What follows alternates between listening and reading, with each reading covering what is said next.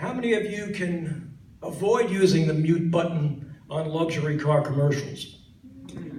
You know, the whispering frat boy guys, you know, talking past you to the wife, significant other. Very distressing. Eugene Polly, now to keep with our theme, I think we do need more Lexus and Acuras here in the village. Luxury cars in general. Remember back in 1956? The TV car commercials in 56, a little bit different. See the USA in your Chevrolet. Today, it's see the USA without your significant other. Why did it get so intimate all of a sudden? I can't explain it. They've gotten very intimate, so my commercial is for the imagined sexist. You've heard of the Lexus. What makes our sexist a success?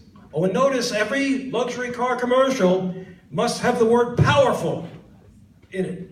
Think about it. You'll always hear the word powerful, and they really hit that consonant. Powerful. Am I wrong? No. Okay, here we go.